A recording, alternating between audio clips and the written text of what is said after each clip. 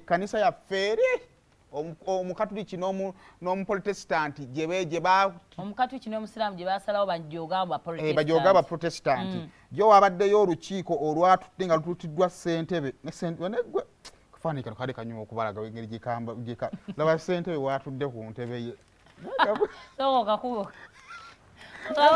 gavumenti eno ne pulezidenti ne bwagaanidde ku buli omu gyali nze nkugambye nze mba kuba bubi mwana wa Cheya Stephen kyova nze nabagambayo ekintu kimu muhoozi oyo tannakola kimala alina n'ekyekyo tannakola kimala nsobola okukeera ku makya nengenda nenzanyira luddo mu Kampala Road nenzigalawo amakubo mmwe Cheya atudde ku Cheya ye awulira nsonga y'akaboozi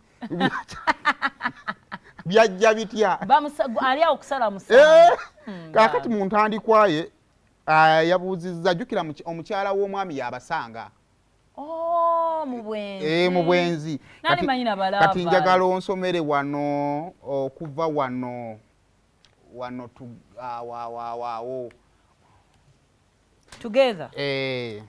Together with them, we passed to the church. Kakati awo awatandikidde wabaawo alaba bbaawe ng'ayingira n'omuninkini we mu kkanisa adduka atwala olugambe w'omukyala omukyala adduka agende wa neighbor amuyita kati together with them together with them ategeeze yagenze n'amulopera ne neighbor gwakola ki kati baweze basatu together with them we passed to the church and when we reached nagenda ku church labo twatuuka we stood at the one of the windows near the altar where we heard noise. We twatuuka tuyimirira ku ddirisa eryayinaanye walutaali awali mulanga noise Kerere.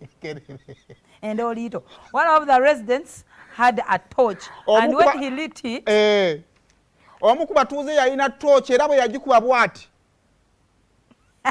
we saw my husband and his lover naked having sex on the bench of the altar. Kumakugunyu kwe twatuukira. We jumped through the window and caught them as they tried to flee. I tried to pounce on the woman, but he kicked me as I also slapped her. But we overpowered them and marched them to our home. Never bakwata ne babakaba paka wa Cheya. One mwanyumiddwa olukiiko bannaaye. Olwo buli omu annyonnyola. Mr. Kakama, what about the exhibits? Yamubuuzizza ebizibiti. Ebizibiti kati babibanga kyawo. Nedda ssebo gavumenti yabakkiriza bagira batambuza emirimu. Kati ekizibiti otwala akameeza kwe babadde. Kyamani mumulaba mu ntebe ye. Ono ye mwami ku maviivi. Bera osoba nanga abakyala bwanga omwami wo kyamwagala ensonga zino tozitwala nnyo wala. Zize mu nnyumba oziwumbe. Omukyala baleetaze omwami bamutumye butumi ajja amaliriza ensonga eveewo. Kale katutandike nno Chris Evans ali